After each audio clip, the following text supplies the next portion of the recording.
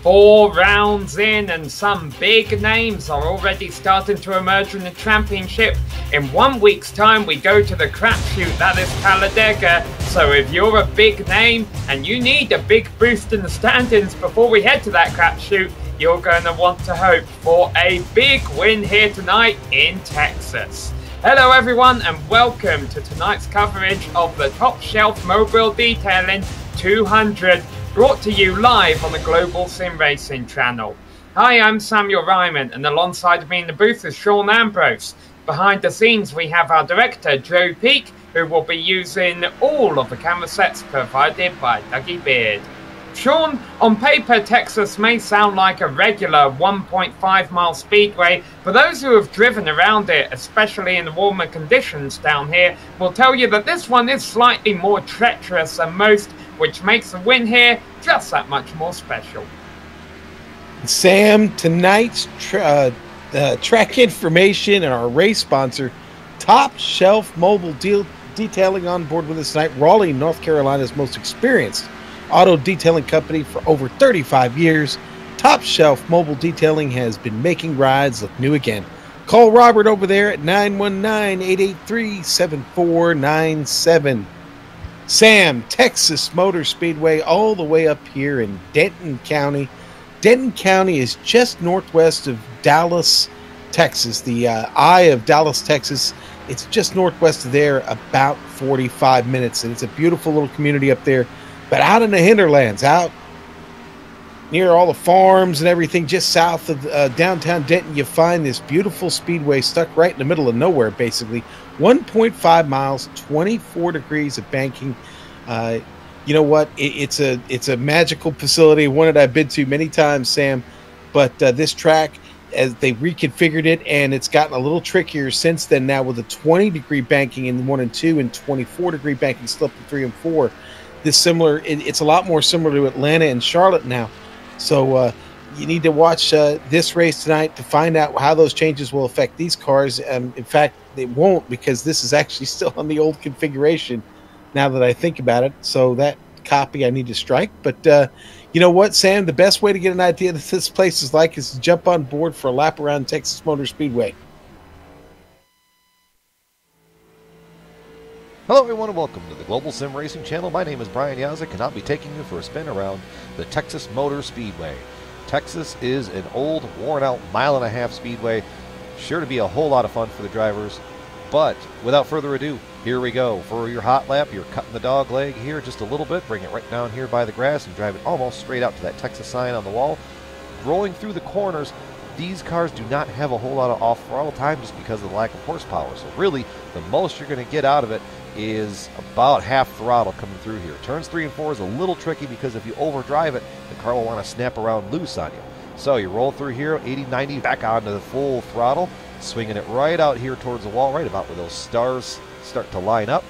Now as the tires burn off, you're going to see guys here in 1 and 2 probably run it a little higher and split this seam right here on the speedway, cutting right down below it. Turn 2, the banking falls off incredibly quickly, and it can provide a driver a whole lot of moments behind the steering wheel. Turns 3 and 4, not so much. You're going to see guys still hugging the white line, back onto the full throttle, coming out of the corners, and still cutting the dog leg. Texas is going to be a whole lot of fun, puts on a great show for the fans. The drivers love it.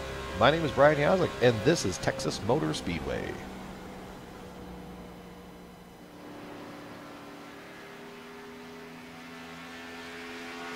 So that is Texas Motor Speedway, as we mentioned, a little bit different to your normal 1.5 mile speedway just because of the tricky nature of this facility. Another thing that's also a little bit different to how a lot of iRacing series do qualifying, Sean, is they go out in inverse order of where they practiced. So we have about 2 or 3 cars out on the track at a time throughout the entire session, Right now, Eric Stanford was just out on track in his number 19 car, and he's currently put the provisional pole time up. Chris Simard is behind him in second. However, 5 drivers left to go, and they are the top 5 in practice. So let's see if anyone can beat that 30.145 that Stanford ran. Blake Griffin getting out now and taking a run around. Maybe he got a pole in him. He's got the pole sponsor on that car. Sim Speed Shop.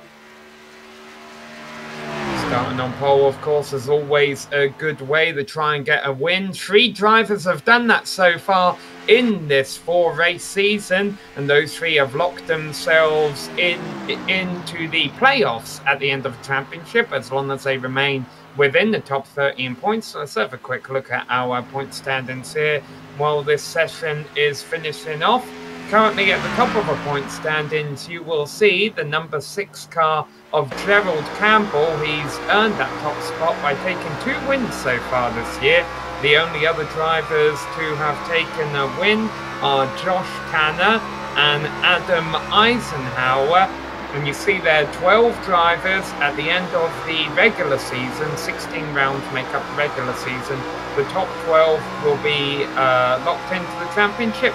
Everyone else for the final 7 races of the year will be fighting to finish 13th. All right, Sam, and let's see, where we're going to go next. Why don't we talk about the race details here this evening and see where we're at here. This is round 5 of 16, as we've already mentioned. Of course, we've got the 7 playoff races that we will start really talking about here in, well, let's just say probably about a month and a half. I think that's when things will start to heat up. But for now, we're running of course, the Xfinity Series here, the Chevrolet, the Ford, the Toyota. It is a fixed setup. We're running the iRacing fixed setup here for the cars. The Texas Motor Speedway, they get 5 sets of tires. That's a rule here in the league. They do keep track of it. That includes the set you have on the car when you start the race. Now, if you cause 2 incidents, you're found responsible for any 2 incidents here this evening. That will cause your disqualification. You are out. Green, white, checkered. We do that here, and we've had it happen. And I don't know that we'll get another one. Listen, we love to finish races under green flag, and that's what the league is trying to give you here, Sam. It seemed to have worked out so far. I don't know that I'm itching to see it. I'd rather it just go green to the end without having to take that second chance at it. But they seem to have come up with a pretty effective system to get it done. Yeah, it worked quite well last time out at Auto Club Speedway, where Gerald Campbell was able to pick off his 2nd win of the year there with, let's just say, the special that this series provides us with, those overtime green, white, checkered 10-car shootouts. However, Campbell's going to have his work cut out for him if he wants to pick up his 3rd win of the season today, because he could qualify no better than 10th, and he could still go back as far as 12th, because Will Davis and Mark Clewell are left to put on a time. Wow, Will Davis not too impressive on these opening lap, 13th place. Yeah, 13th, Sam, but really, really close. And Clewell just goes up to the front row with a 30.180. It's one and done, and Davis is backing off too. So, lots of drivers who were strong in practice and championship contenders will be starting towards the back of the field. The number 19 will get to start ahead of them, and that is Eric Stanford. He is a round 5 winner of the Sim Speed Shop Pole Award. For every 2 poles, the driver earns $5, and the driver with the most poles at the end of the season earns $20, courtesy of simspeedshop.com. A great place to order custom button boxes, as well as to buy and sell used equipment. For more information, go to simspeedshop.com.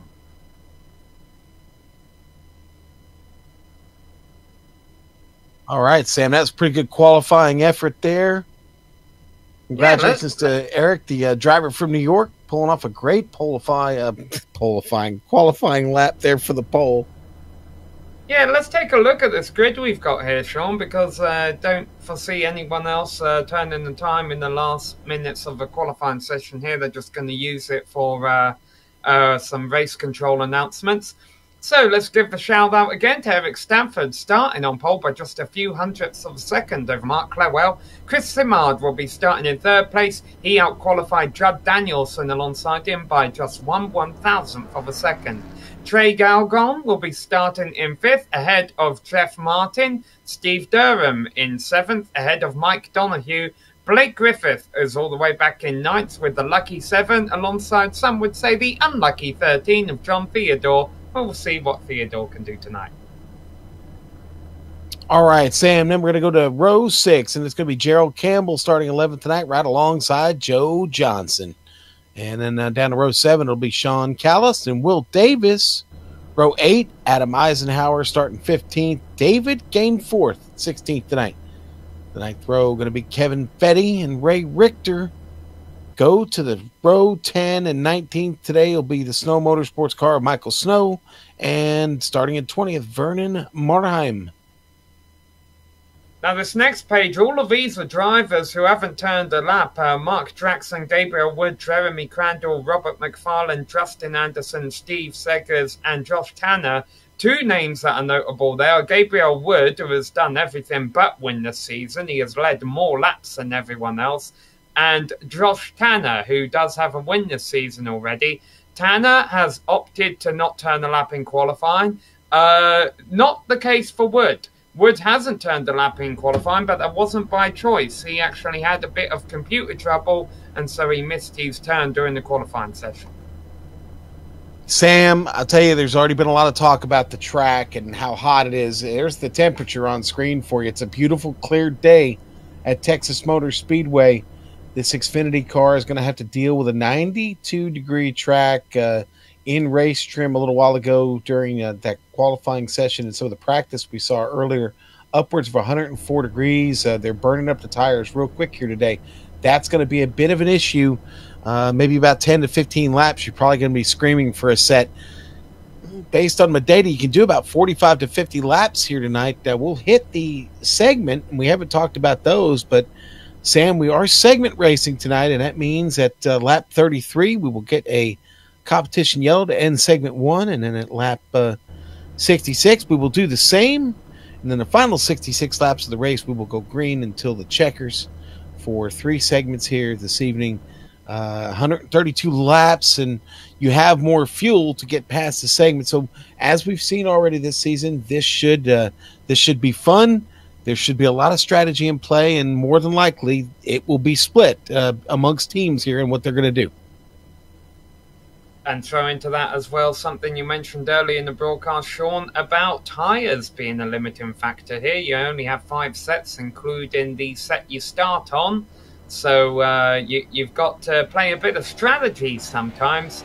Maybe drop to the back of a pack in the opening 2 stages on some old tyres so that later on in the race you can put some new Goodyears on and try and rally your way through the field in those closing 10, 20 laps or so, and just hope the cautions play out in your favour. Yeah, well, Sam, listen, if it gets down to the closing laps of this race and I'm within striking distance, I'll tell you what, I would prefer to have fresh Goodyears on the car, but talk to me about how many laps we have left and how light the car is on fuel, and then I tell you what I might be able to do, but it's going to come down to those last 20 laps. It generally always does. I know it's cliche, but here at Texas, that's probably going to be the situation. Like I said, the early reports from the pits and from the track are the tires are not lasting long here, so that should provide for some pretty good excitement in itself, watching them try to navigate themselves around each other today. I guess the only one realistic thing that this series doesn't do, Sean, is let you put scrub tires back on if you need something else at the end. Yeah, Sam, they haven't come up with a way to do that yet. That probably wouldn't be a bad idea, but no, 5 sets. That's all you're going to get, and like I said, that does include the set that you start the race on. So they say they have some really sophisticated software to keep track of that, but we'll see. You know what? I'm more impressed with the field. We've got a good field here, a lot of strong drivers. Look for Judd Danielson to be in this race tonight. Regardless of qualifying effort, I think Blake Griffith is going to be there towards the end. Maybe John Theodore from the Great Plains might have a little something. Gerald Campbell, the Floridian, 11th place qualifying effort. I honestly, Sam, I wouldn't be surprised to see some of these cars in the middle of the field kind of just feel things out here for the first segment, maybe try to get themselves inside that top 10, get their segment points, and then start to do some racing their second segment on into the third and final segment of the race. But we're just about ready to get gridded up here, about 30 seconds to go. Sam, you have any early predictions for this evening? Oh, I think at some point during this race, we're going to see a lot of sliding around. I almost wonder if that's going to lead to a rather calm opening stage or two. These drivers just trying to race the racetrack rather than each other. But as we've seen from this series in a couple of previous broadcasts this year, even though that's led to clean opening stages, the last stage when it's been for all the marbles have been a little their strategy best by that point. All right, there you see the pace cars on the grid. We are about to go racing. These drivers will have one pace lap. By the way, Sean was giving you a rundown where some of our drivers are from. If we have any international fans out there, we do have 2 Canadians in this field, Mike Donoghue and David Gainforth. Does that mean do I have to sing "Oh Canada"? Oh, okay. Our director's asking me not to. Okay, we'll pass on that tonight, Sam. Maybe we'll check that out with Gary and see if he wants to add that in. Well, I know one thing that one of our drivers is going to want to add to tonight, Sean, and that's, of course, Gabriel Wood. We mentioned he's starting 21st place after being unable to turn the qualifying time due to a connection issue.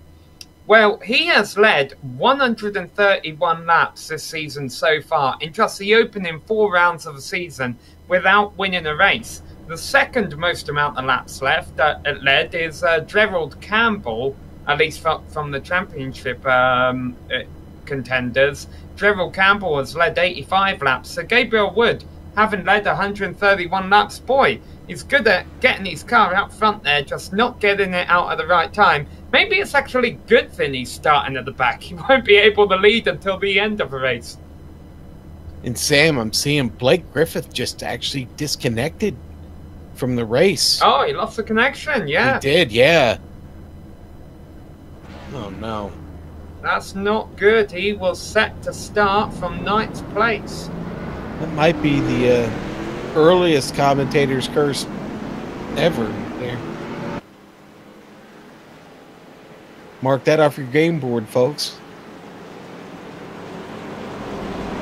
Well, he's going to want to get back in a hurry because the pace car is already rolling him around this 1.5 mile speedway and will be green flag racing very, very soon. Of course, Griffith would be saved by an early caution.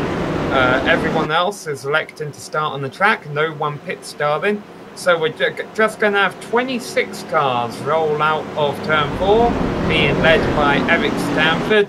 A very vast difference in qualifying time. Stanford 7/10 faster than Vernon Margine back in 20th position, but I think that's to be expected when you have such a high track temperature. It is tricky to get around here. Field coming through turns 3 and 4, and it is time to collect the poultry together and protect yourself behind the cattle, because the cavalry is about to stampede out of the garden shed as we are getting set to go racing for 132 laps here at Texas Motor Speedway, and the green flag flies now. Stanford leads them away. Here we go, we're racing in Texas.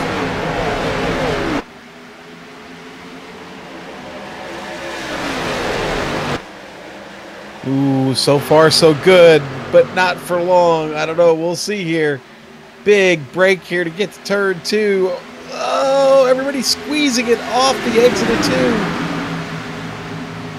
2. Yeah, Stanford has gotten out to a nice jump here, though, and Clewell settled slightly nicely into second. Judd Danielson was able to use that high side to take 3rd place from Chris Simard at the start. And we'll wait and see if low line works for Simard now, because if it doesn't, he's going to get free trained on that high side. Sam in the back, Gabe Wood on the move up to 15th, the double lot on his way here, trying to catch Adam Eisenhower. You remember, Wood started in 21st position, so that's a gain of 6 spots he has made on the opening lap. Get them while they're all bunched up together. Boy, Will Davis pressing hard on Joe Johnson as they fight for 10th place. Johnson getting down to the middle now into the center of the groove. Comes Davis with a nice run. Davis going to look to the inside, down the back stretch. Yeah, they were all side by side in front of him just a moment ago. Now they got on single file, but Davis was still able to capitalise it, move his way up into the top 10. Here comes Gerald Campbell back there. Actually, here doesn't come Gerald Campbell. He started 11th, he's down to 12th, and now two-time winner so far this season. Doesn't seem to be in a hurry to work his way up here early on. Maybe he's saving his tyres. Well, Gerald going to look to the inside this time here. Joe Johnson stays up the track. Gerald got a nose in, got alongside. Now he's by him. Put Gerald Campbell back up to 11th. Well, this is quite close and tight racing, Sean, but it's not tight up front. Stanford has already pulled out a 7/10 of a second lead over the rest of the field, and I've got to be concerned that that's going to come back and eat him up later on in the run if he's burning off his tyres out there. Will Davis back here continuing to advance. He's now up to 9th. Gets by John Theodore. Gerald Campbell just behind Theodore. Seems like Campbell really trying to stick with Will Davis here and move through the field, but it's going to have it slowed down by Theodore there in the middle. Now Theodore gets a really nice run here at Davis. Yeah, Will Davis and Gerald Campbell have been two of our big movers throughout the field so far. Another one has been Steve Seggers. He's running in 18. So I'm sure he'd like to get more positions, but considering the fact he started 24th, he's definitely going the right direction early on. One driver not going the right direction. He won a race early this season, but Josh Tanner is bringing it into the pits early on here. Wondering what's wrong with... I don't see anything wrong with Tanner's car. Not initially here. Sam... Well, it's a fixed set, so he should have had his fuel. All right, let's go to the battle for 5th. Side by side with Jeff Martin on the outside of Trey Galgon, rather. I apologise. Meanwhile, Blake Griffith fans, he just got back in the session as has rolled out of pit road. Unfortunately, he's already 8 laps down. Galgan in his Ford Mustang Copper Hill car is, I'll tell you what, he's getting a nice run down here on the bottom. Problem is keeping it down there. He comes up the track just a little bit. Makes it kind of sketchy there for a moment for Jeff Martin. Martin feeling the pinch. He's going to keep it up the track. Ooh, and he's getting a nice momentum up there, but he's got to keep it off the wall, coming out off the turn, and he does. Really nice job there. Able to hang with Galgan just a bit. I think at high side might actually be the place to pass here, Sean, because Steve Durham, who was running up around 7th or 8th a couple laps ago, he's just been getting freight trained by cars on the high side of him. He's just dropped back to 12th. 13th even. Yeah, certainly a lot better for your tires up about the middle of the track, even running a little bit higher up outside that middle groove. Campbell looking at this move here. VFW machine down on the bottom, taking it almost down to the line there.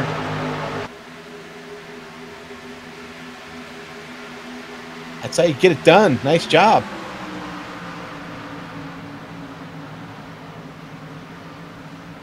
Well, we're 11 laps into this race now, and all of a sudden Stanford's starting to lose a bit of his lead. Mark Clewell has chewed in a couple of tenths over the last couple of laps. It'll be interesting to see if the driver of that number 65 has taken better care of his equipment in the short run, if he's able to make a move on Stanford, because right now they're all trying to race to lap 33 when we'll get the caution flag to end our first stage. Yes, they do award stage points in this series to the drivers who are competing in the AdPro Challenger Series.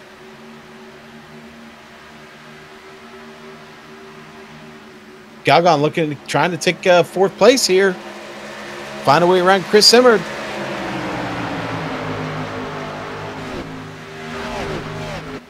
And Simard is not a driver who competes for points in this B-Class series. Galgon is, so he'll be wanting all the points he can get here, try and gain an extra stage point.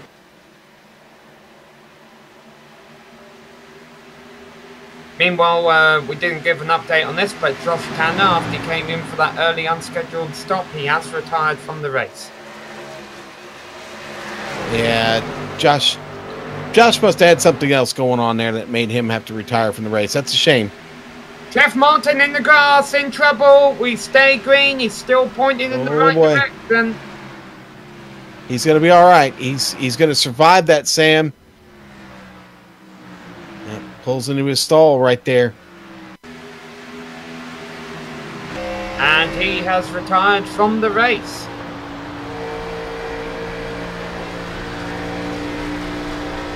He gets in the wall, no free repairs in this series, and I guess the handling was gone after that. Yeah. He got a little too high, wide, and handsome there, and takes a trip on down through the grass. Does a really good job of saving it, not getting it back up on the track. But he decides that's enough and gets out of his car. Yeah, Jeff Martin, another one of those drivers who doesn't compete for points out here, so as soon as he knew his chances of racing for a good finish and just having fun up here tonight were done, why not just pull her out of the race?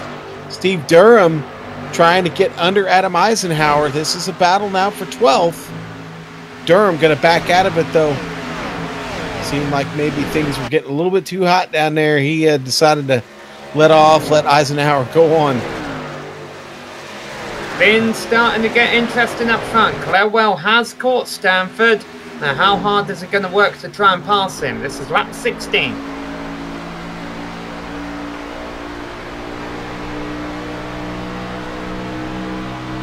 Oh. We're right on board with Clewell here. Definitely threatening Stanford.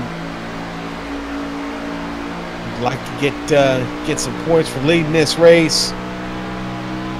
Certainly wouldn't be a bad time to take over. We're about halfway to the end of this stage. Actually, just past the halfway point.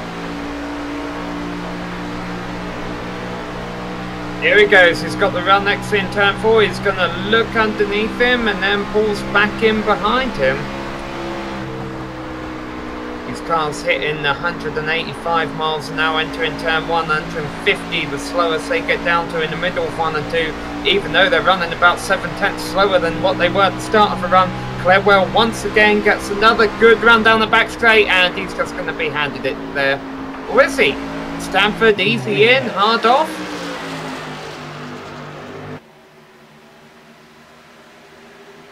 Yeah, it looked like Stanford gave up a ghost on the entry there, Sean, but he had other ideas. Yes, he did. Yeah, more great battles going on. Gerald Campbell continuing to move up through the field. He just took 6th place, gets by Mike Donahue. Yes, we'll stay with the battle for the lead. Yeah, he'll be trying to run these guys down. Campbell is 4 seconds behind these two. I don't think he'll be able to close up 4 seconds in 14 laps. As these guys go back down the front straight, you may see the damaged car in the pits of Jeremy Crandall. He has been in the wall, but we stay green.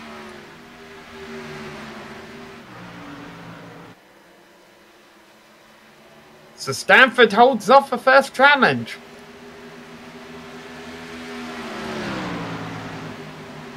Well, Sam, Sean, we're getting a big pack form from a 12th on back. Yeah, I'm watching it. It's Adam Eisenhower, Joe Johnson at the front of that right now, battling back and forth. And it's, oh, God, it's going to be carnage behind him. Steve Seeger, Steve Durham almost made contact as they had to check up. There's the 18 of Joe Johnson down on the bottom. Eisenhower looked to close the door on him, but he couldn't. He was there. Eisenhower's had the easy time this season, having won the season opener. He knows he's pretty much locked into the playoffs. Might as well just have some fun racing out here. But these guys battle. Oh, a bit of contact behind them. Johnson getting hit from behind by Seggers, and that cost them both 2 spots. Oh, Johnson almost makes contact here with Steve Durham. Johnson's got to hang on. What happened was Johnson got tight off the turn back there. He had to check up. Nowhere to go behind him. He gets damage on the rear of that car. His Toyota a little bit bent up on the rear end. Man, that was a good save right there, Sam. Everybody could have been involved in that. Change for 3rd place towards the front of the field, or maybe there will be. Drud Danielson has it right now. Chris Simard was looking underneath him on the back straight. But that high line definitely seems to be better for making passes, because there you see Galgon now using it to move up to 4th.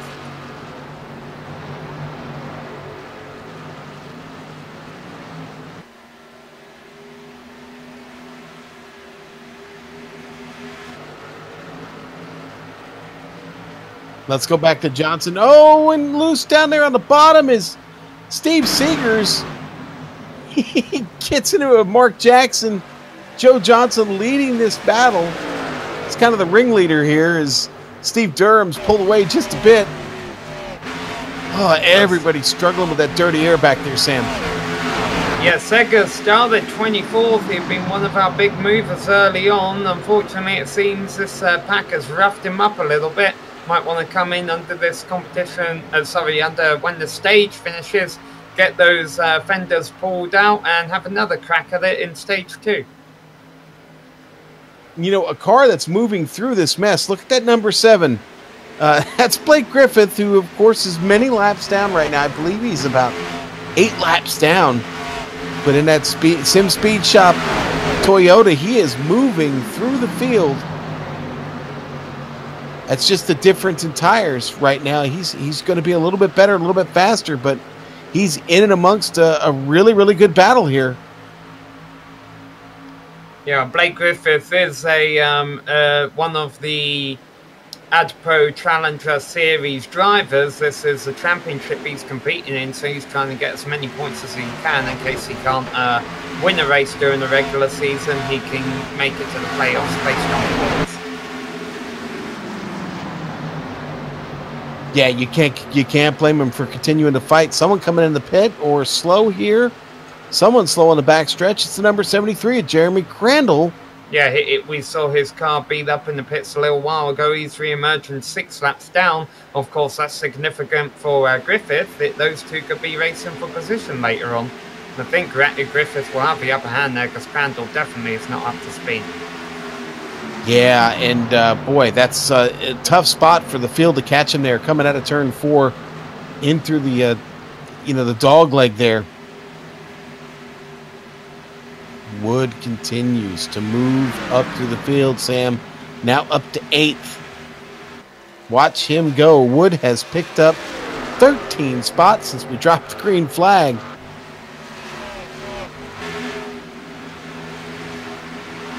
We should know here in a few laps how exactly hard he's been charging if his times really start to fall off and he actually starts to lose that pace. But right now, the battle with Will Davis pretty intense.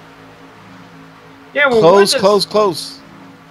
Wood has been one of those drivers throughout the season, it seems, that is quite good at, as he takes 7th place there, completes that pass. That is quite good at running fast, but also at taking care of his tyres at the same time.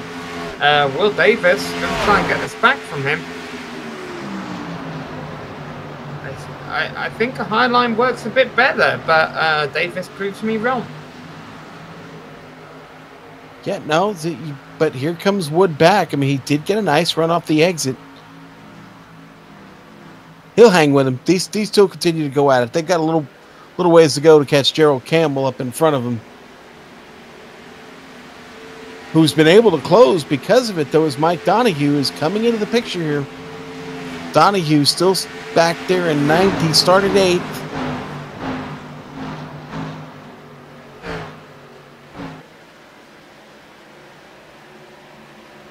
And 33 laps make up this stage, so 4 laps left to go until they get the green and white checkered flag. Of course, if they had the caution right now, that would end the stage under yellow. Although there was a bit of confusion about that at a race earlier this season, because iRacing still opens pit road under those yellows. Oh, okay, clarification from our directive. Apparently they took a look at the rules after that debacle and decided that if a yellow flies to bring out the end of the stage late on in the season, the position that they're running in when the caution flies will be the positions that they are credited with for the end of the stage. Sam, Chris Simard is taking over this spot from Galgon. They've been trading it back and forth here over the last lap and a half or two. Right now, Simard goes up ahead. Now trying to get past Judd Danielson. I think that's going to be a trick. He's running out of time before the end of the stage and runs all the way up the track, trying not to give up that spot. Just 1 lap left to go in the stage. Clewell, meanwhile, has not been able to make another challenge for the lead. This battle for third is definitely their best battle on the track right now. And definitely with regarding stage points in the mix of it all. Danielson on the high side, Simard on the low side. 1 turn left to go before they get to the stripe. But it's going to be Eric Stanford riding the number 19 car. He's controlled the field, so it's a drop of a green. He is going to take home stage number 1, followed by Mark Clewell. Third will go to Judd Danielson, and the rest of the field, I think, will have to wait for where the caution officially drops them. Caution is out, so Galgan is now in 4th. Simard drops to 5th there, ahead of Drerrell Campbell, Gabriel Wood, Will Davis, Mike Donoghue, and John Theodore rounding out the top 10. Wow, what an opening segment of this race. Yeah, and let's give credit. I was a little concerned after qualifying as to the spread of the field, but all of the drivers that did not run into trouble in this opening segment are still on the lead lap. 27th place, Justin Anderson. Sorry, 23rd place. He was running 27 seconds back at the end of the stage. And what that means, actually, is Jeremy Crandall, running 7 laps down, will be the one with the lucky dog. So he's now only 6 laps down. Yeah, all good points, Sam. Again, great opening segment. I don't think we're going to see any. I don't think we're going to see any tomfoolery here. I think everybody's going to come in, based on the chat prior to the race and all the rumors flying around about the heat, the track, and the tires, and we get that kind of an opening stint. Very impressive. Stanford, though, leads the way. Coming down the pit road in his Ford Mustang. Mark Clewell right behind him. Everybody going to file in here. I see 1 car staying on the track, and I'm not going to be surprised. It's probably Blake Griffith that stays out. Yeah, pit road, the first time around, only open the lead lap cars. Let's see if Stanford hits his marks. He has that desired first pit stall. Oh, he overshoots it. But so did Clewell. Wow, who is going to win this race out of pit road? Oh, boy. Last place you want to lose time is on pit road. Left sides are up on both cars. More cars coming out. 17 is going to get out first. Judd Danielson to the front. Well, I think Stanford just cost himself more spots there by spinning his tyres out of his box. It'll be interesting seeing where he crossed the commitment line. The pit exit line. He's able to gain back a couple more positions, but sure enough, it's Danielson and Galgon leading the field out of the pits. Yeah, they both have perfect stops, identical 15.3 second stops, gets them both out on the front row to restart this race. And you will see the restart in just a couple of moments here on the GSRC. Don't go away.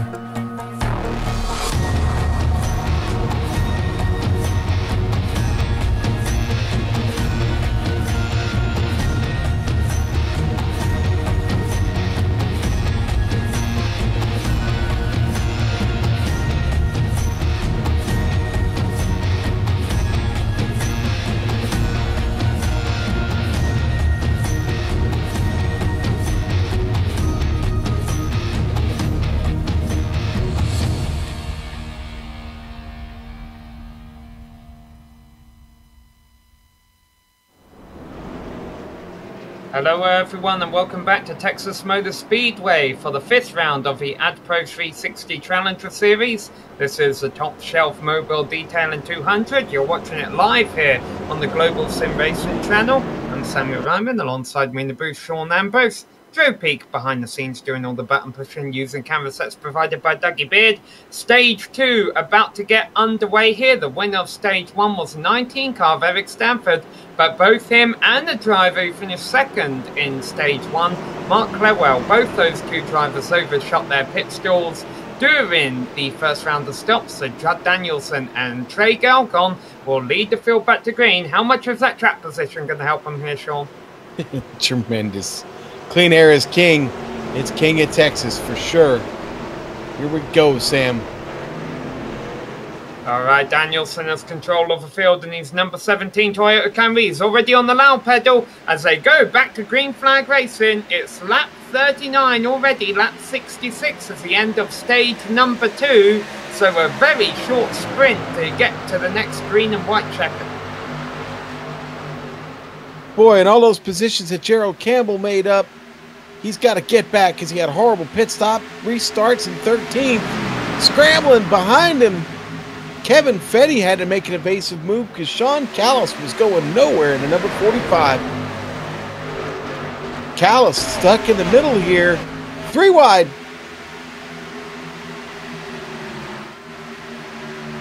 Drivers get it all sorted out again before they get back to turns 1 and 2, but a lot of 2 wide and a battle for the lead.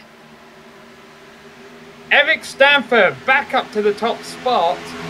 And boy, he did a good job in stage 1, Sean, because he checked out to a lead earlier on in the short run, but also he was able to maintain. Well, that didn't take long for him to get back in the lead of this race. Good battle here, though, for 5th. Gabriel Wood already knocking on the door here. Chris Simard.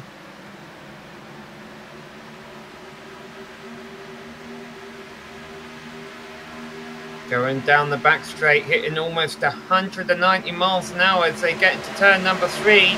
Wood started 21st. He's been progressively working his way up front. Good battle for 7th going on right behind him as well, between Mike Donoghue and Will Davis. So for the first time tonight, Wood has worked his way up into the top 5. Davis able to make it work down on the bottom back here into 7th. He'll clear Mike Donoghue.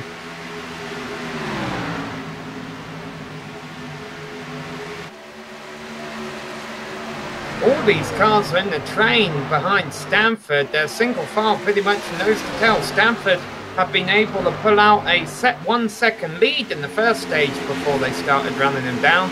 This time, though, not as fortunate. Danielson not letting him get away.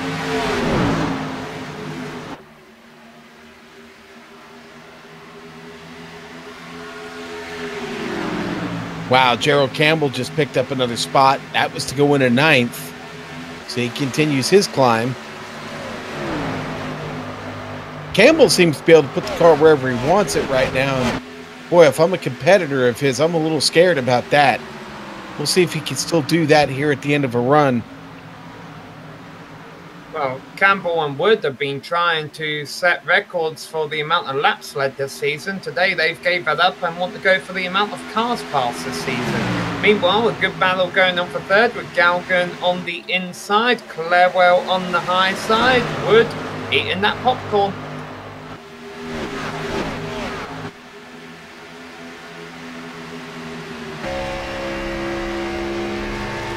On board with Gabe Wood here. He's got a front row ticket to this show, sitting back there in the popcorn position. Yeah, Sean, it just occurred to me, I don't think popcorn position actually made it onto the GSRC bingo card. Oh, that was short-sighted on our part, wasn't it? We may have to make the bingo card bigger at some point. Well, as you can see... Download that on our Twitter page. Oh, Campbell in trouble. And that's going to bring out the yellow first. Oh, no. First yellow for an incident today. He's able to just spin it through the grass so it doesn't hit it then. Yeah, but he hit the wall up there and he made contact with Mike Donoghue. Donoghue's got a crunch front end on his car. Gerald Campbell trying to get into the high life. Trying to avoid it, I should say, and then he gets into it. Looked like maybe just a little bit of that apron. Shot the car up the track there just a bit. Gave it a push. And they both suffer. I think Donahue's going to be able to survive the damage on his. It's a bit of a hard turn into the wall though, Sean. I find it noteworthy that we've had 4 races this season, and but not one single driver has pulled off all 4 top 10s. We've just had a lot of our big contenders run into trouble in at least one race this season so far. I'm not sure what to think about that. Well, I'm glad I don't have any money on anybody tonight, because I don't know how I would have bet. Looks like our leader is going to come in for a pit stop. No. That would be a waste of tyres. And Mike Donahue's going to come in to get repairs. Of course, he can always choose, as Mark Jackson, Steve Seggers, and a couple more coming in at the back. They can always choose to not take tyres if they wish.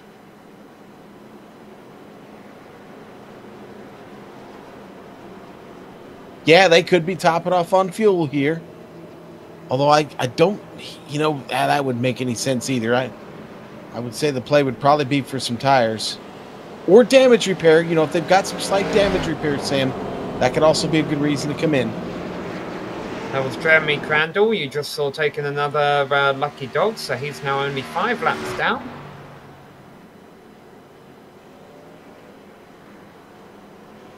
Boy, I'm afraid Gerald Campbell's got some pretty heavy damage on his Ford, Sam. He may be in there for a few minutes. Did he go a lap down last time by when the pace car went by? No, not yet. They're still on the tail end of the lead lap. Him and Mike Donahue. Yeah, pace car coming out of 4 right now. Wouldn't be surprised to see the lights go off. And there you see Campbell very well aware of where the pace car is, and they'll be able to get out and stay on the lead lap. So it's Donahue. Here he comes. The lights are actually still on the pace car. We'll go around one more time. That means we'll probably restart the completion of lap 50. And that point, it's just a 16-lap shootout to end the stage, Sean. Yeah, it's going to be a sprint. They'll drop the green, and hopefully we can get settled back into some racing. But it won't be a long race now. They've got about, when we get restarted, they'll have 14, 15 laps on the tires for most of these drivers. Now, the ones that just came in, they were pretty short stops. It looks like Steve Seegers took 4, possibly Robert McFarland. So you've got to have a couple of cars back there on a fresh set. Maybe Mark Jackson took 2. But you'll have a few cars back there primed to try and make a run up through the field and take advantage of these guys who did not come in for any type of stop on tires. They could find themselves, if they're lucky and they can get through the field, they could find themselves at least in a bonus point position here when we reach the end of the stage. Yeah, it could be what they're after. Maybe they're thinking, well, stage 1 was clean, so the rest of the race will be clean too. And all these drivers running out the front right now will have an extra set of tyres that they haven't used by the time the checkered flies.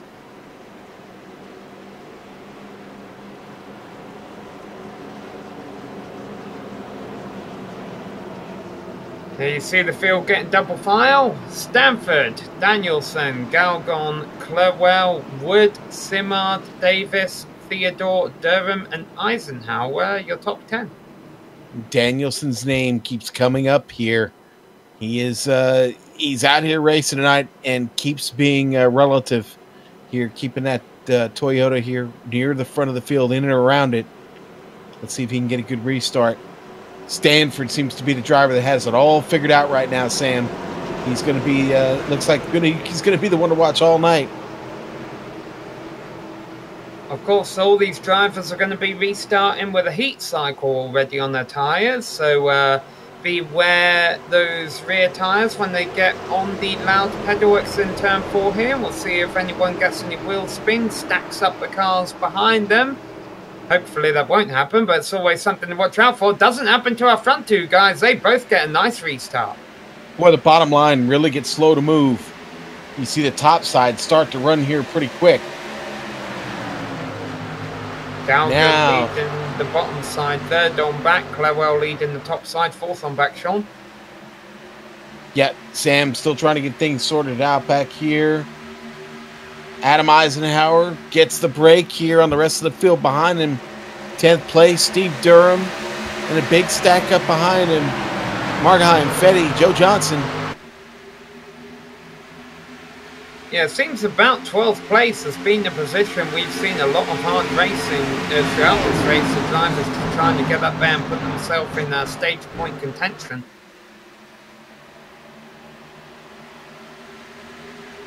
Galgan and Clewell continue to run side by side for third, bottling everyone up behind them, fifth on back.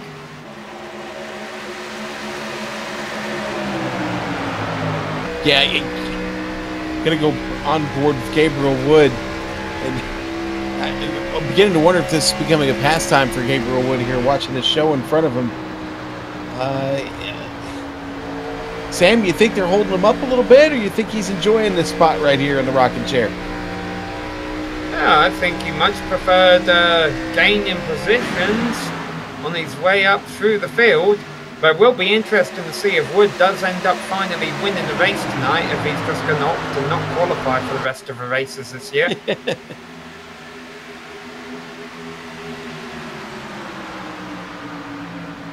Eisenhower, you mentioned him, Sean, restarted 10th, was able to get up to 9th there, but he's got a bit of a kink in his front right fender. He does, Sam. That could be an issue. Certainly when he's up here driving in traffic. We'll see how that car turns. If he loses a lot of speed here in the corners, then obviously that's where he's being affected. And so far, it does look like his competitors are getting him here just a bit as Durham goes by, and now Vernon Margheim working on it. Yeah, Vernon Margheim's first appearance in the top 10. He was our slowest of the cars that turned a qualifying lap. But he's just proving right now that maybe he's a better race driver than qualifying performer. He's gone from 20th to 10th. Yeah, that damage with Eisenhower, it's really slight, but it can be just enough to put you off a few tenths, maybe even a full half a second at some point, and that's just costly here in a mile and a half like Texas. Look at the fight, though, behind Eisenhower. Kevin Fetty and the 26 and Steve Seegers side by side through turn 1. Seeger's looking pretty good there on the top side. He's going to get back through the middle and just roll on by Fetty. I feel a lot of this, Sean, could be due to that 4-tyre change. I think Seegers was one of those drivers who came in for 4 good years under the last yellow. He was, Sam, and he's one position away from getting himself into the bonus spot with about 9 laps to go. 9. Can we see that spelled out for us? I wonder if Kevin Fetty can help that for us. I think he can spell that for us, yes. Fetty doing something a little different with the paint job this evening.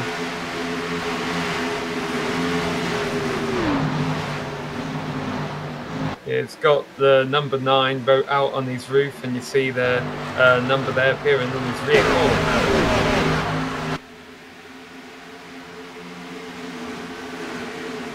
Davis here, involved. Been in the middle of this most of the night. We haven't really talked about him at all, but we'll keeping the car moving forward. Chasing John Theodore. In fact, these two were side by side just a little while ago. Vernon Margheim continuing trying to move up. No, unfortunately, I think he just went the opposite way there. Sean, Steve Seegers using the 2 tires to break in the top 10 by him. He did. He dropped through my timing and scoring so quickly there. He was there and then he was gone. Wow. Well, Seegers is a car on the move. I mean, he's up 14 spots. Now has himself in the top 10. Looking at those bonus points. Yeah, well, Seegers is one of those drivers who will be hoping that we have a really clean final stage and all of the other drivers aren't able to capitalize on having an extra set of tires in their pit still. Will Davis and Theodore are still going at it right in front of him.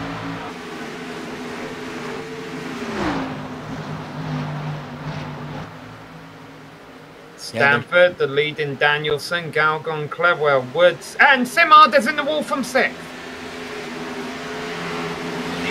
He's just getting swamped right now. Is he going to have to bring that into the pits?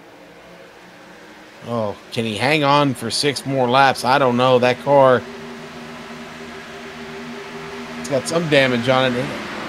He's got to try and make it. Well, he's in 8th right now with that battle for 9th behind him. We'll get a replay of what happened to Simard here.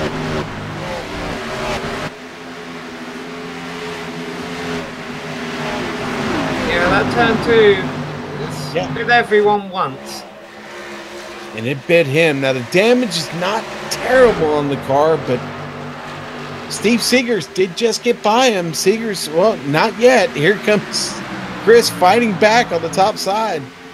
The Black Crown Budweiser Camaro keeps fighting. The battle for 6 shaping up in front of him. Will Davis running Theodore right up to the wall. Look at this. Seegers trying to take it all. Seegers right here in the picture, Sam. Yeah, and he's able to get it from Simard now. Simard, I guess maybe his car is a bit more damaged than he thought. Just trying to hold on to that top 10 ahead of Steve Durham in 10th, Vernon Margheim in 11th. Seegers gets another spot. Still on the move. Here comes Will Davis. And Seegers just keeping it down there on the bottom through the turn, Sam. All he cares about is picking up as many spots here for stage bonus as he can. I'm feeling he'll be coming in with everybody else when they go to the stage yellow. Another good battle shaping up in the closing moments. For 2nd place, Judd Danielson trying to fend off Mark Clewell and Trey Gelgon right behind him. Those 3 are going to be having nightmares of each other's cars at the end of today. Yep. Danielson. Judd, all I do is pick up stage points. Danielson.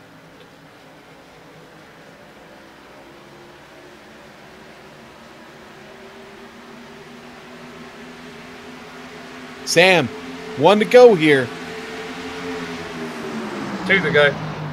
All right, yes, 2. At the end of lap 66, folks. You wouldn't know it by the way the guys are driving right now, though, would you?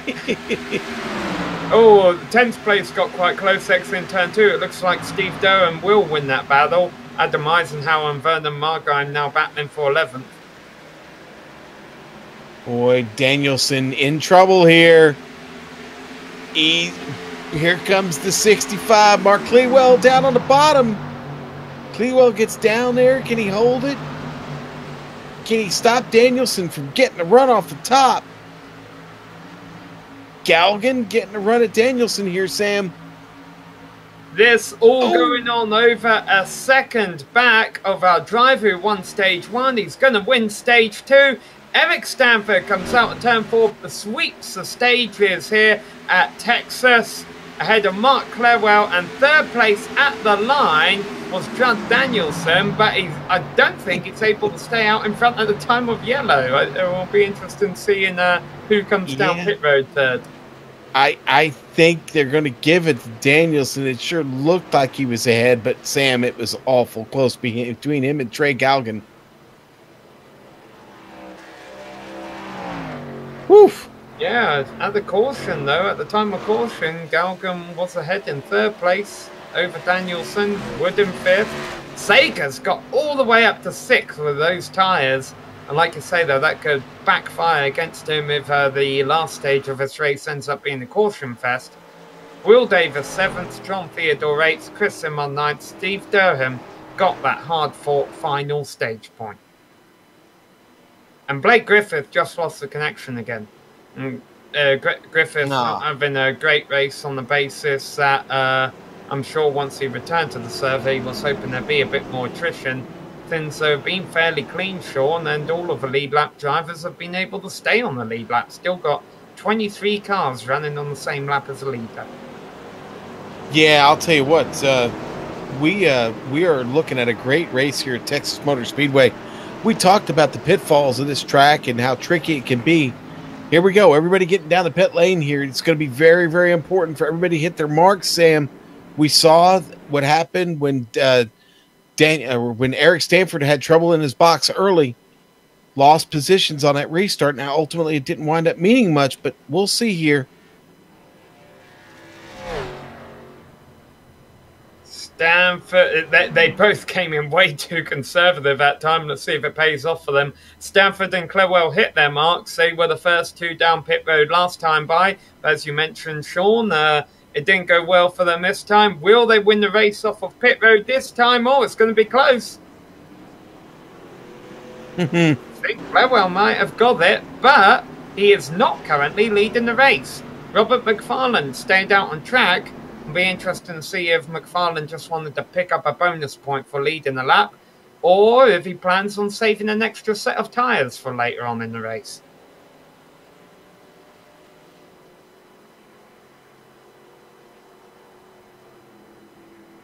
Yeah, it looks like Durham had big trouble in his pit stall there.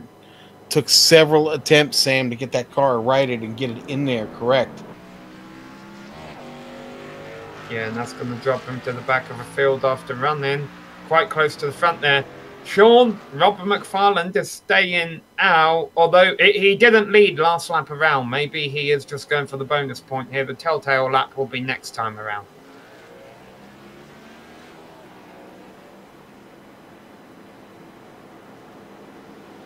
So, no, he's not going to get a bonus point for leading then, Sam, right?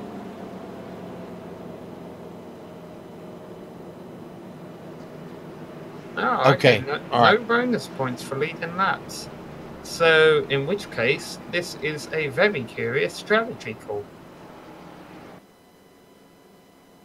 Well, what's curious is I'm showing that he's made 3 stops, but I don't show a time for his last stop, so that's kind of weird.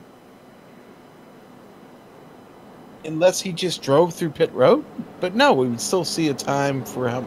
Well, okay, he spent 23.2 seconds on pit lane, but he didn't stop in his box.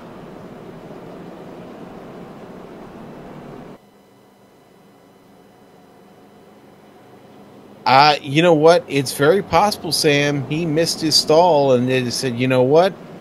I'm going to stay out.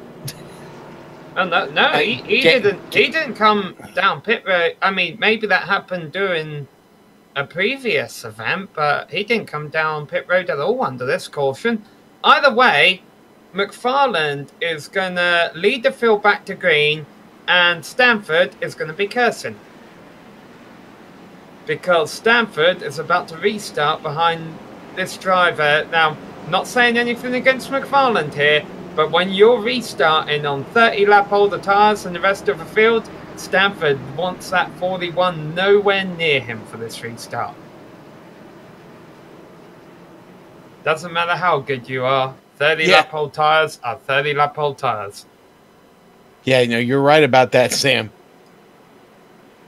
Boy, so when we get restarted here, he better get a good jump or dive to the bottom real quick and hope that everybody gets around him clean. I'm sure there's got to be a plan here, Sam. There's got to be a plan. Yeah, hope for a lot of cautions at the end and you have an extra set of tyres.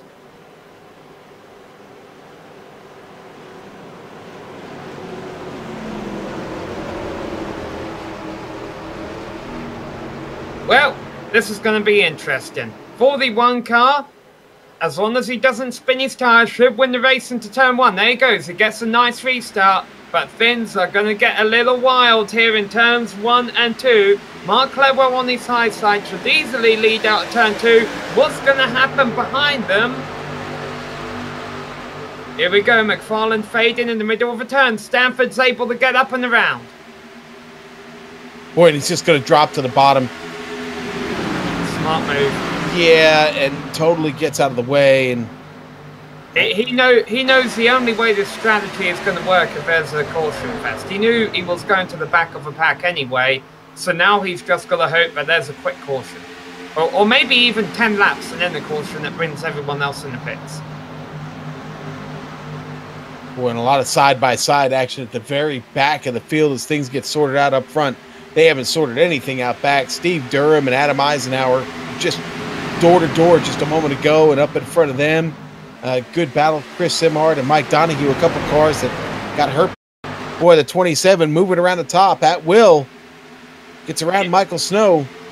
Yeah, that was Will Davis. You saw running Gabriel Wood all the way to the apron down the back straight, but they had it sorted out by the time they got to turn 3.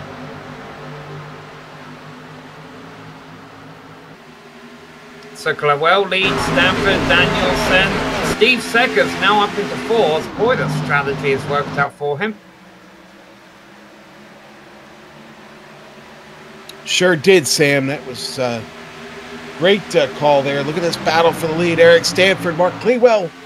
Clewell down on the bottom. Stanford back up where he spent most of this race, and where I'm sure the rest of the field doesn't want to see him.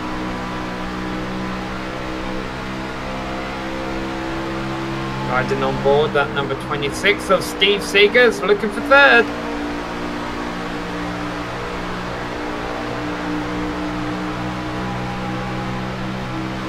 Steve Segers, Will Davis all over his bumper. And then Davis had to back off just a little bit. It opened a door for Gabriel Wood, who slipped in there now. Oh, Segers off the wall. Just overdriving it just a tad. And after a great drive through the field from 24th, that car is going to the back, I'm sure. He looks up to speed now, but I've got to imagine the handling is off. Yeah, geez, that's a backbreaker. Mark Jackson going to get by. Let's give a shout out to Mark Jackson. That's the first time we mentioned him tonight after starting 22nd. Up into 7th now. Seger's holding on pretty well right now, Sean, for how hard he hit the wall, but he is still fading back slowly. I'm afraid the Albertsons Mustang is hurt.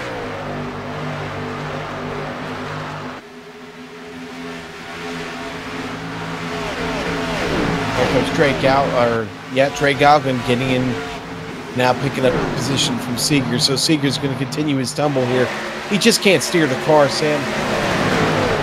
Something that's happened to Gerald Campbell recently. Campbell is now out of the race. So, our only multi-time winner so far this season will not pick up a 3rd one today.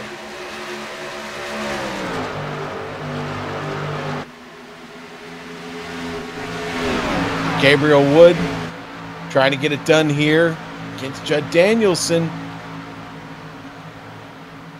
Danielson going to let him go here for now. It's back to chasing Mark Clewell. Oh, wow. 17, Judd Danielson going to give up another spot, and here comes Will Davis going to come along and take it. Well, of course, this 3rd and final stage is the longest stage that they have during the race. Maybe Danielson's thinking he needs to play a bit more of a long-run game this time by. Meanwhile, Steve Segers has actually stopped dropping back. He's kind of stalled out in 10th place right now, which I'm sure he'll take after how hard he knocked that wall down. Ooh, Vernon Margheim and Galgon almost making contact coming out of turn 2. Galgon was all the way up to the wall. I'm surprised he didn't knock it down. Great car control by him there. Still side by side coming out of turn 4. Galgon gets clear. And Galgon goes up to 8th. Yeah, Galgon must have had a pretty bad stop too, considering he'd been the top 5 cars throughout most of this race. Man, what more can you say about Eric Stanford, the driver from New York? Sam, you know what? The man from New York has got Texas all figured out. Well, I don't know, Sean. If I was Stanford, I'd be thinking something along the lines of, hey, man, it's nice having that driver who's led 131 laps this race, starting back in 21st place. I don't have to worry about him. Unfortunately, Gabriel Wood is about 2 car lengths back of Mark Clewell in second now. There's some tyre smoke here. Robert McFarland. Oh, those old tyres finally gave out. It seemed like it could have been an interesting strategy call, Sean, but I don't think it's going to work. Yeah, I think we've got a replay of it. If we want to spool it up, we can. But it happened all by himself. He was just out there struggling to just hang on to it, get as many laps as he could out of those tires. And what you're going to see here is as he comes off the wall there, he's able to keep it off the inside wall, but up to the top, he hits it again, and oof. A pit stop would have fixed that, but once he got loose, he could never grab the car back, Sam. Yeah, surprising. That didn't bring out a caution. He just didn't have anybody around him.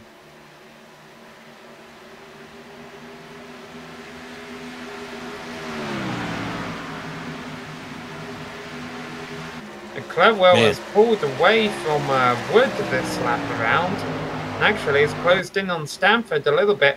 As well as Stanford has done control in this race up front, Clewell's done just as good of a job as running second behind him.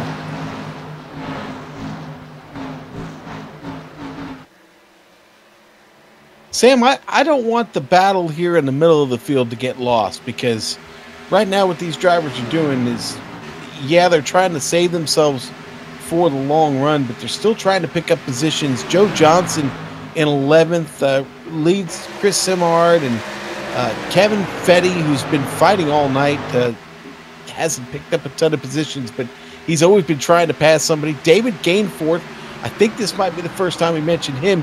He's got a good battle going with Adam Eisenhower right now. And it's just an angry pack of cars.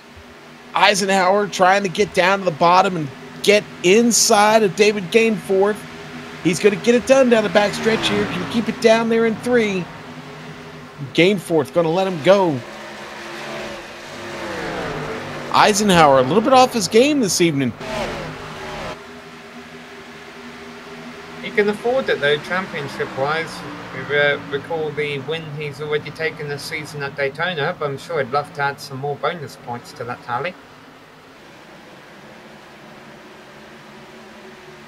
Yeah, and you remember I talked about Fetty and, well, the Joe Johnson just getting done with a battle with Fetty. Fetty, again, always side by side with somebody. He wins another one for now.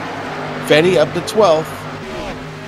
Got a ways to go to catch Simard, though. Simard is right next to and following here Steve Seegers, who has recovered pretty well from his trouble.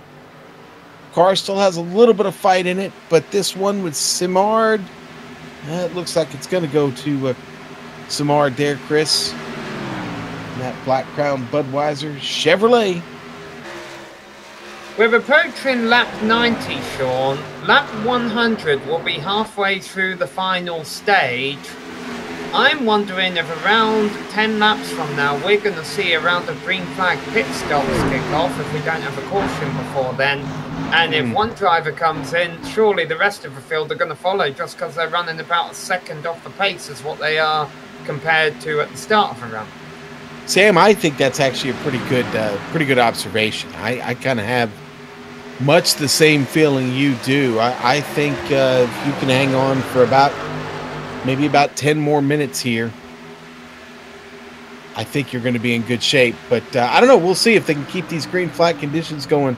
Another fabulous race here in the SSCA. They have put some great races on this season. Very few caution flags. Trey Galligan trying to get another one on the tail here of John Theodore.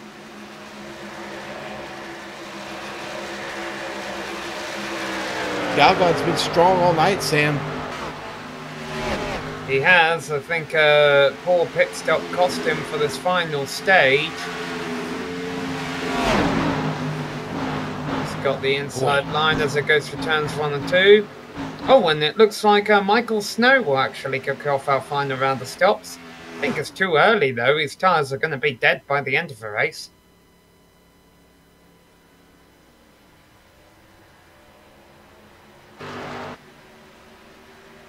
And he overdrives. That's not going to help him either. Not on a green flag stop. You really, really got to be perfect on the green flag stop.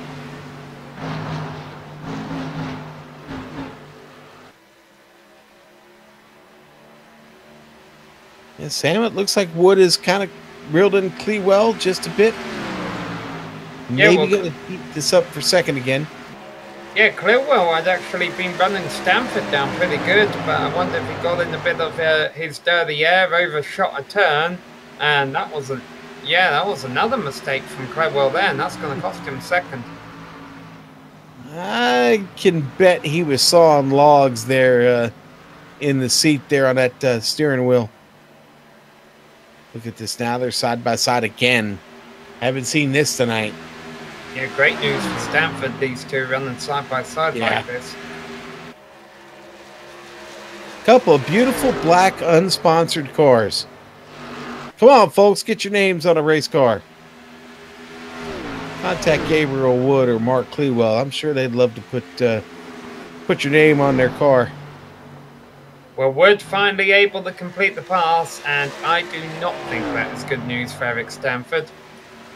Because Clewell, we saw he was able to challenge Stanford for the lead early on. Granted, he wasn't able to pull it off. Stanford remained out front. But now, Wood has just proven that he's faster than Clewell. So, can he catch Stanford? Now, one thing we haven't talked about with Wood, and we haven't wanted to jinx anybody, he does have a slight bit of damage on the car. The right front, the right rear. I don't know if it's going to be enough to affect getting to Stanford, but will he be able to make a pass with that kind of damage? That'll be the one to figure out, but right now he can't worry about Stanford because Clewell's still fighting him. Clewell looks back to the bottom. Can't get that away from him. Wood going to roll it back out, cross the line, and he'll maintain that second position, Sam. Quickly approaching lap 100, where it wouldn't be too surprising to see some of our front runners come down pit road. This is about the longest they've been on tyres all day long. Change for 5th place. Trey Galgon underneath Judd Danielson. And it will be a change for 5th place. He completes the pass. Yeah, we're just about in the uncharted territory here, Sam, with this run. Going to really get to see how well these tires hold up. And these drivers, they've done a lot of practicing. They would have been able to keep an eye on their tyre temperatures throughout the race after each of their stops, so they'll know whether they've been overdriving the cars or how their cars are going to handle in the long run.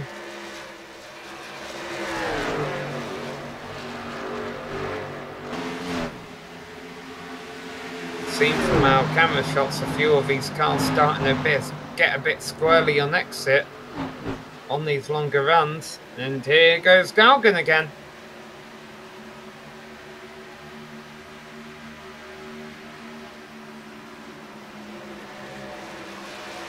So Finn's getting close for 4th, Finn's getting close for 2nd still, with Wood and Clewell still nose to tail. Who's going to come in first? It's John Theodore. John Theodore, our first driver from the top 10 to make a move to pit road, and he's bringing more cars with him.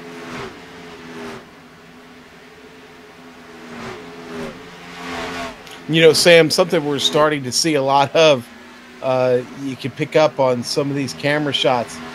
Cars really, really starting to look a little swirly on the exit of these turns. They're really, really working the wheel in their machines. Here comes Davis. Things were getting a little close there, actually, in turn 4. They were trying to go around Will Davis coming into the pit. Yeah.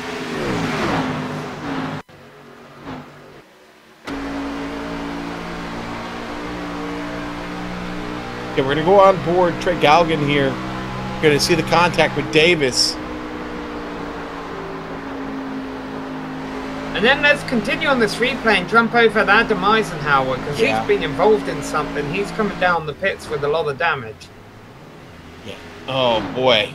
And there's Eisenhower. You're catching that at the end. Something happened. I think he had trouble coming off of turn 2. And that car, we do have it. Okay, we're going to pick this up on the replay. And look for the trouble here off of turn 2, and then it ends in the middle of the backstretch down towards the end of it. Doesn't bring out a yellow, though. We stay green. Meanwhile, Gabriel Wood has came into the pits along with other front runners. And Sam, for Eisenhower, that was just a situation where I was just talking about. Those tires just gave up on him. And the exit of turn 2, definitely the trickiest exit on this track, maybe the trickiest exit in all of oval racing. Lots of drivers in. Stanford, Clewell, Galvin, Danielson's, Durham. Well, this will be interesting because, of course, Stanford and Clewell were two leaders before this happened. How will they get out with relation to Wood, who just appeared a couple laps ago? Clewell wins the race off of pit road against Stanford. Where's their competition? There's Wood. He's blasting by them.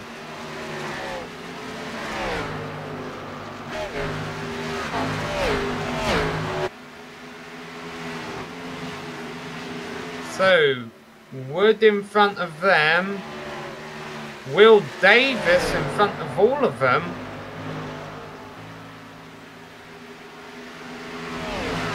Yeah, Woods. Okay, so Woods just passing Markheim and Callis in the pit. Justin Anderson has been black flagged. I'm not entirely sure what the story is there for the number 16 machine.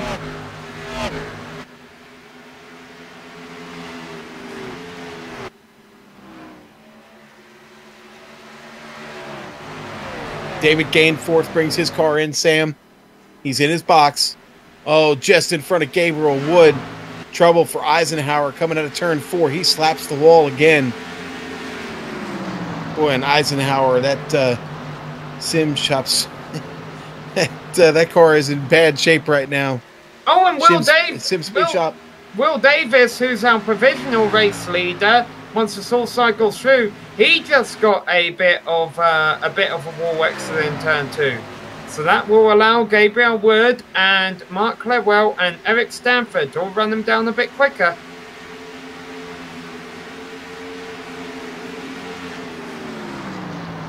Because Mark Jackson leads, but he's hoping for a caution. Yeah, Mark Jackson really, really pushing it on those tires. He's working on lap 37 right now.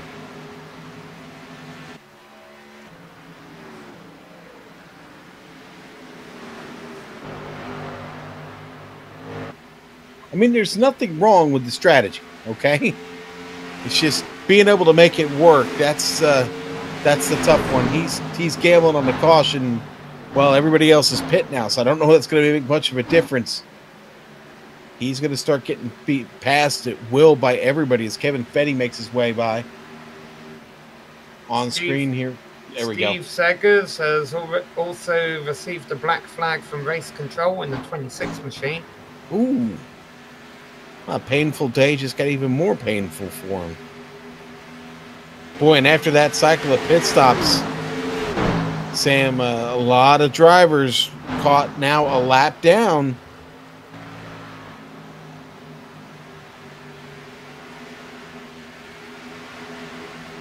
I think a lot of drivers are lap down right now because Mark Jackson's still being out on course, Sean. As soon as he will get him back on the lead lap, of course. Jackson is hoping the caution flies now so that they do all get caught a lap down.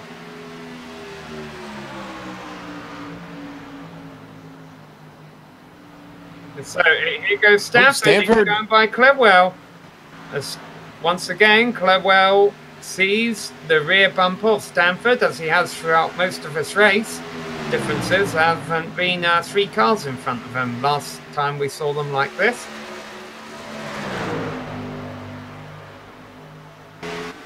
And Gabriel Wood has gone by Will Davis.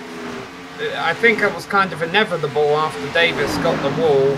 He got it pretty hard, but he's still holding on in that number 11 machine. Hopefully going to be able to salvage a top 5 out of this. Unless, of course, your caution flies, in which case, who knows where things Yeah. end up.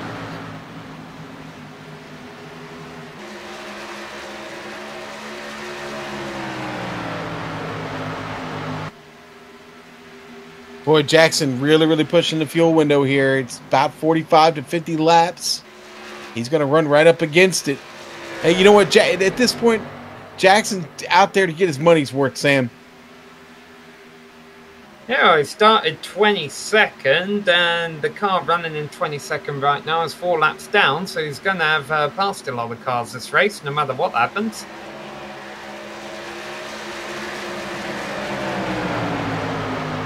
All right, things getting intense up front here because Wood, as we mentioned, has gone by Davis, but Davis doesn't really want to drop back that much to go by the lap car of Jeremy Crandall. And that's Eric Stanford. Stanford trying to get by Davis, and now Stanford on slightly newer tyres is going to want to try and run Wood down. Oh, watch out. Mark Clewell all out of shape. Sorry, Sam. Clewell was all out of shape there. Yeah, I think Davis was blocking Clewell down the back straight there, Sean. That's what that was all about.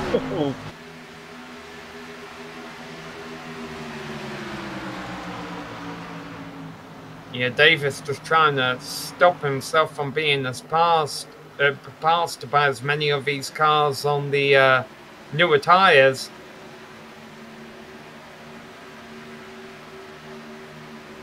Trey Galgon will be the next driver to join this pack. He's about half a straight behind Mark Clewell. Actually, only 2 seconds to be exact.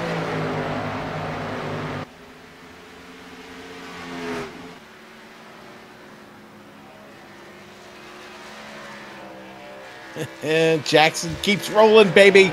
Gonna come around, start on lap 45 of this stint. Still our leader, still has a 15.5 second lead.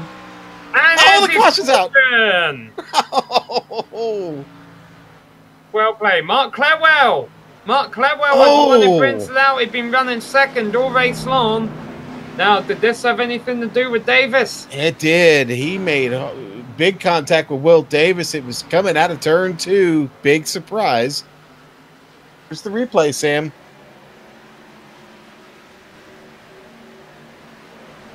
I think he thought he was clear. We might need a couple of onboards here. He wasn't. Obviously. It's, boy, that's going to leave a mark.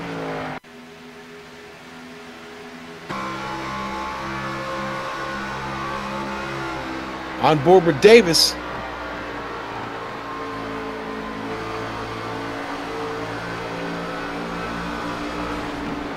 Go. Well, just, yeah, you see the contact there, the damage. It wasn't clear. That is a bummer. All right, so who still has tires left? Take it, they all probably have one set of tyres left, Sean. They've all of our leaders have only been down pit road 3 times today. Well, Mark Jackson's going to come down, take his tires. He doesn't care.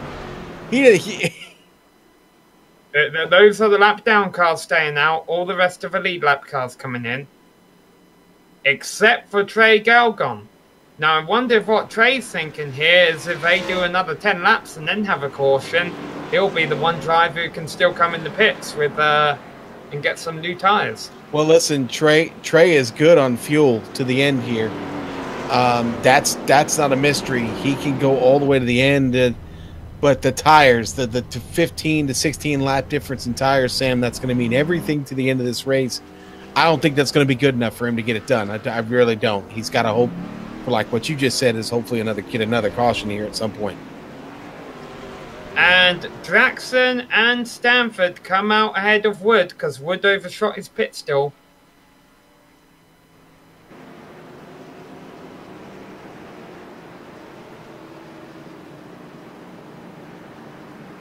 All right, we're going to take a quick break here on the GSRC. We will be back for the restart. Don't go away.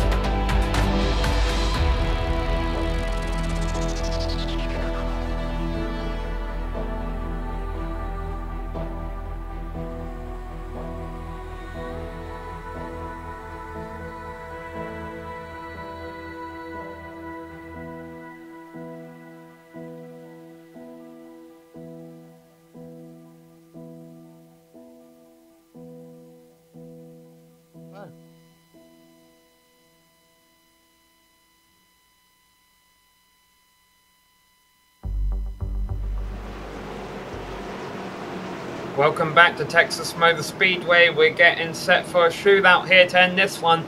Trey Gelgon's strategy will not work out if we stay green to the end. He's going to get swamped on this restart. But one thing it has done, Sean, is trapped a lot of cars lapped down. Just 12 cars left on the lead lap.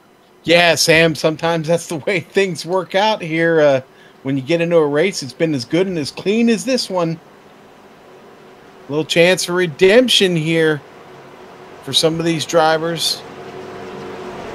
Mark Jackson, you played that strategy to perfection. It worked out for him. He's going to restart second, so he's going to have clean air. He's got clean tires. We're probably going to see Galgan spin his tires on the restart and not be able to get through turns 1 and 2 as good as Jackson. What can the likes of Stanford and Wood do with Jackson down the back straight? It's going to be the question. Here we go. Lap 118 in the books. Galgan spinning his tyres as they go back racing here. Not a great restart for Jackson neither. No, it wasn't. A lot of drivers spinning their tires. Kevin Fetty was one of them back there too. Lost a ton of ground. Stanford's getting boxed in. Whoa, there goes Galgan.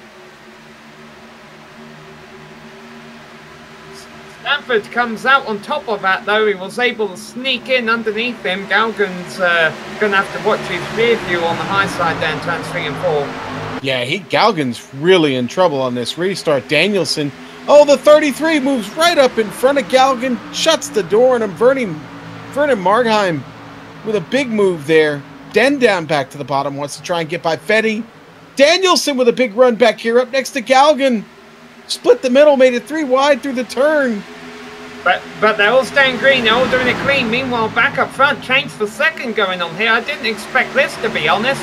Mark Jackson challenging Gabriel Wood. These two drivers started side by side on row 11. A little poetic justice that they both should find themselves back up front here battling for a race win. Well, if they keep battling like this, they ain't going to be battling for that race win. Stanford pulling away from them.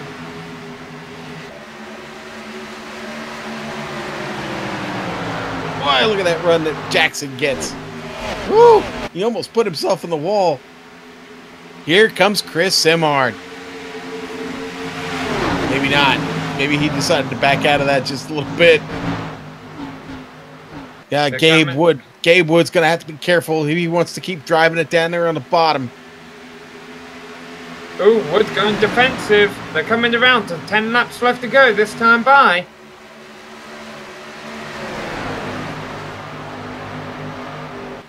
Stanford, he's just gone bye-bye on a car. Just nothing going on in his rearview mirror.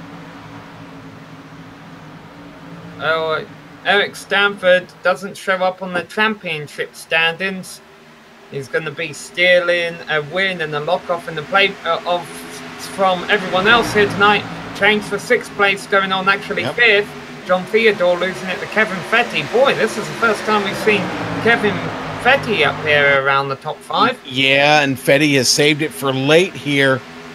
Fetty up 11 spots to ride in that 6th spot right now. He's got Judd Danielson all over him. He's still battling hard with John Theodore. Theodore going to close the door on him, though, as they get out of turn 2. If that Theodore gets a little bit out of turn 2, it's a piece of the wall there. Nothing to affect the car, though, in the way it's driving. He's still got the position. He shut the door on Fetty again there down on the bottom, Sam. Fetty not able to do anything to mount a charge. One driver who, of course, won't be liking how this race is, looks like it could end under green here is Trey Galgon. He's not going to be able to get to use his last set of tyres, and even if he does, he won't have a whole lot of time to do anything with them at the close of this thing. But we could see a green-white checkered, who knows? As the laps continue to tick down, Stanford will be with just 7 laps left to go as he leads Wood. This time around, Wood was able to close in by about half a tenth.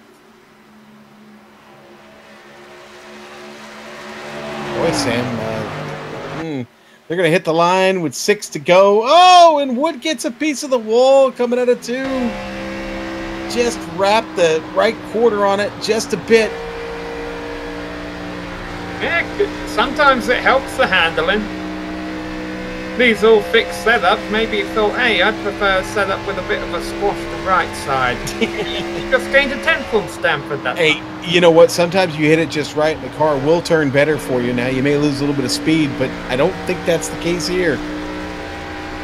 Also, he's picking up that slipstream here, but of course these cars being 21st century cars, they're aerodynamically dependent. You're looking at Danielson now on the backstretch. Yeah, boy, that car got really, really loose out of turn 2, and he fought it down the whole backstretch. He was riding that bucking Bronco for all it was worth, and now he's giving up this position at Durham. Yeah, he only lost one position out of all of that. Man, Danielson just got to be still happy to be in this race after that ride down the backstretch.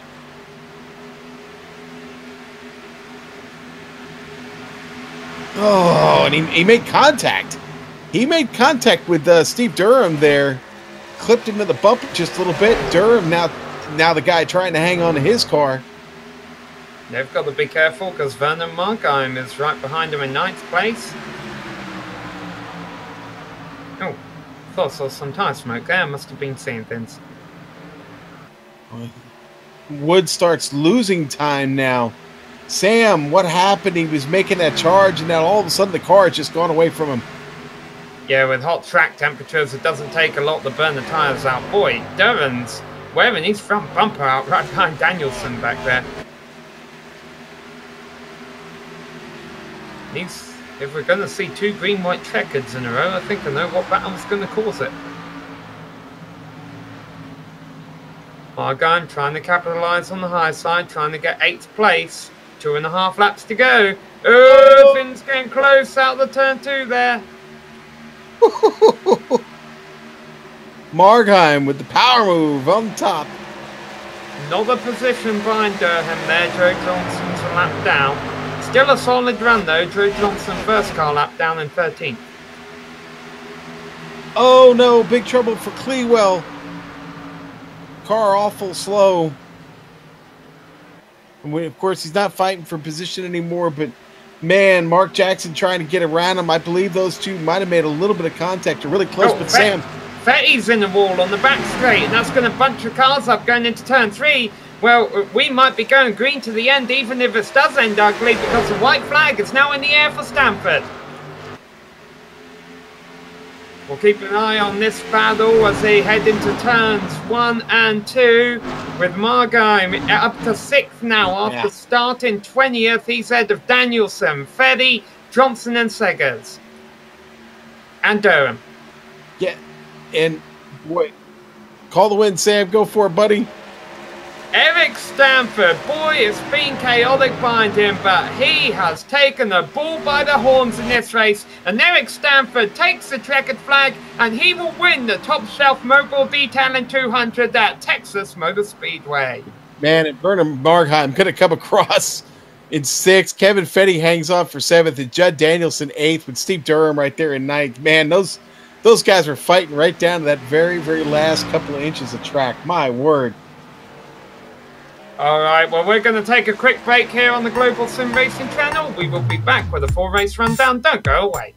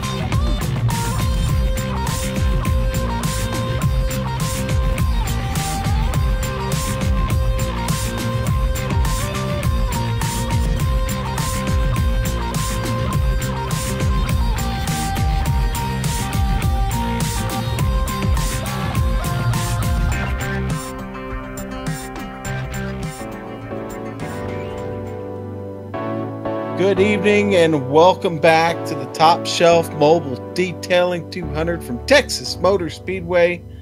Folks, that was a barn burner. Stam has had to go because he's racing, baby. He's racing and stepping in his Indy car right about now. So let's go through the complete results here.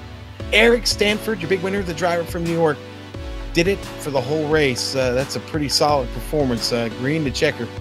Gabe Wood comes down from 21st spot and finishes second tonight. Great drive by Gabe Wood.